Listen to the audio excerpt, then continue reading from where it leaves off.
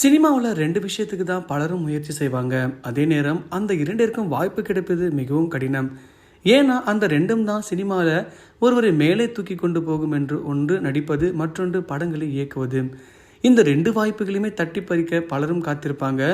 ஒருவருக்கு போகும் வாய்ப்பை தட்டி பறிக்க பலரும் வேலை செய்வாங்க. அதையும் மீறி சினிமாவில் வாய்ப்பு பெற்று அதில் வெற்றியும் பெற்று காட்ட வேண்டும். அப்போது தான் திரையுலகில் நீடிக்க முடியும்னு சொல்லுவாங்க. தொடர்ந்து வெற்றி கொடுத்தால் மட்டுமே ரசிகர்களால் கவனிக்கவும் படுவாங்க. தயாரிப்பாளர்கள் அவங்கள நிறைய தேடி வருவாங்க. இதில் அதிக பிரச்சனை சந்திப்பது உதவி இயக்குநர்கள் தான். முதல் பட வாய்ப்பு கிடைக்க போராட வேண்டும். ஒரு ஹீரோயின் பின்னால் சுற்றி அதை கதை சொல்லி அவரை சம்மதிக்கவும் வேண்டும். தயாரிப்பாளர் அமைந்து படத்தை முடிக்க வேண்டும். அந்த படம் வெற்றி பெற்றால் மட்டுமே அடுத்த வாய்ப்பு கிடைக்கும். முதல் படமே தோல்வினா யாரும் அவரை நம்ப மாட்டாங்க. பாரதி ராஜாவிடம் உதவியாளராக இருந்தவர் தான் நடிகர் மனோபாலா. இவர் இயக்கிய முதல் திரைப்படம் ஆகாய கங்கை.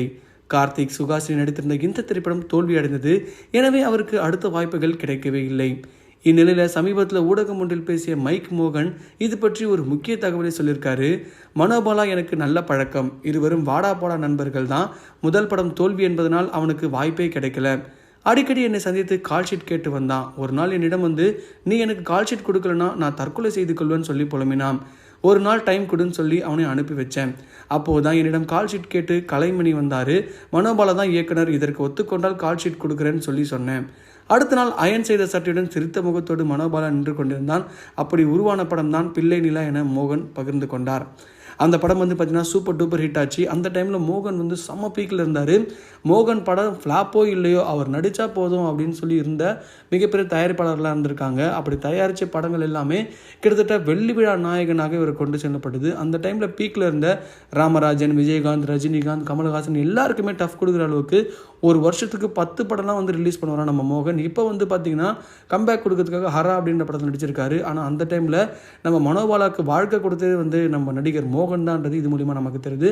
அதை தாண்டி தமிழ் சினிமாவில் தவிர்க்க முடியாத ஒரு கதாநாயகனாகவும், ஒரு எப்படி சொல்கிறது, மக்கள் விரும்பும், பெண்கள் விரும்பும் ஒரு கதாநாயகனாக வாழ்ந்தவர் தான் நம்ம மோகன்.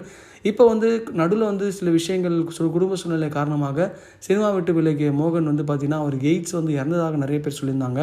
அதெல்லாம் தாண்டி அந்த கான்ட்ரவர்சிக்கெலாம் முட்டுப்புள்ளி வச்சு இப்போ வந்து பார்த்திங்கன்னா மறுபடியும் ஹரா அப்படின்ற படத்தில் நடித்து அந்த படம் வந்து திரையரங்கில் நல்லபடியாக ஓடிட்டுருக்கு. இந்த படம் ஹிட்டானதுக்கு மிக முக்கியமான காரணம் நம்ம மோகன் வந்து பார்த்திங்கன்னா அதில் ஒரு ஆக்ஷன் ஹீரோவாக வந்து கலக்கியிருக்காருன்னு சொல்லலாம். தொடர்ந்து நிறைய படங்கள் கமிட் ஆகி மறுபடியும் கம்பேக் கொடுக்குற அளவுக்கு மோகன் இருப்பாரா, இல்லை வந்து மறுபடியும் வந்து டொயிங்கின்னு போயிடுவாரான்றது நமக்கு கேள்விக்குறியாக தான் இருக்குது. பிள்ளை நிலா படம் பார்த்திங்கன்னா அந்த டைமில் சூப்பர் டூப்பர் ஹிட் ஆச்சு. அந்த படத்தில் பேபி ஷாலினி நடிச்சிருப்பாங்க.